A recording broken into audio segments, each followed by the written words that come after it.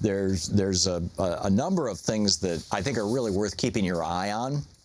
The first one is Wayne Tracker. This is an amazing story.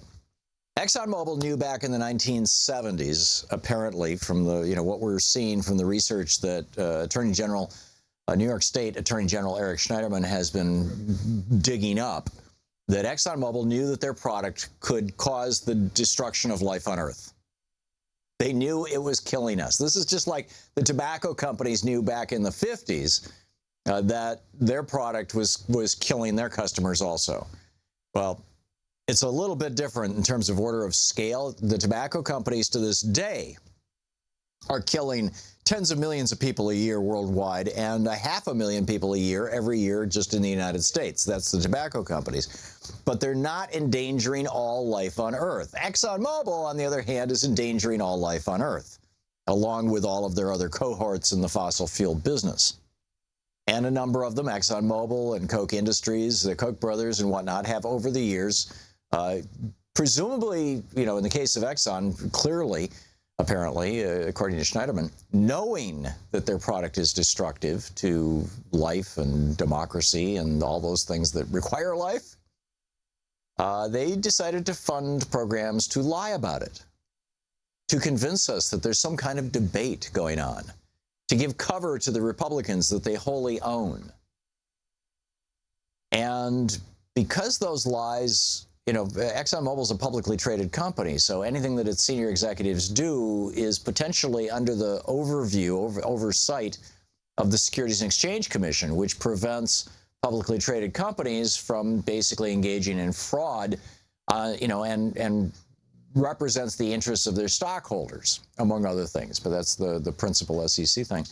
And if ExxonMobil has been lying to people, why have they been lying to people? Well, it looks like, they're sitting on $1 trillion worth of carbon underground.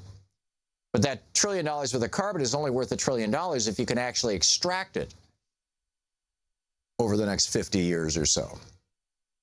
And if you can't extract it, if you acknowledge climate change is real and that it's time to move to renewables, which, by the way, are now cheaper than fossil fuels, if you acknowledge that, then the value of your company is no longer $1 trillion. It's $500 billion, or or whatever your assets, they drop. So this is what Schneiderman is looking into.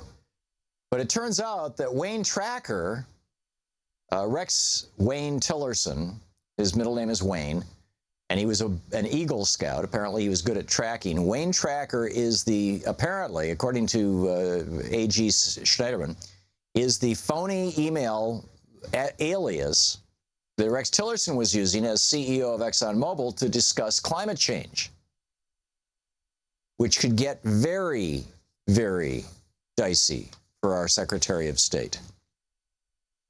This is from an article by Reuters by Karen Freifield, and she says the letter seen by Reuters said Exxon. This is the letter from the Attorney General Eric Schneiderman to ExxonMobil, to a court.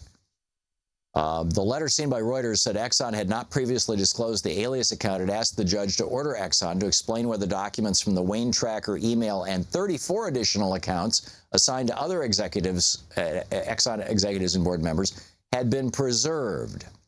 The letter said that Exxon had produced some 60 documents bearing the Wayne Tracker email, but never said it was used by Tillerson for relevant communications at Exxon. This is a case. It's called the People of the State of New York versus PricewaterhouseCoopers and ExxonMobil Corporation. Watch this space. This is going to get interesting.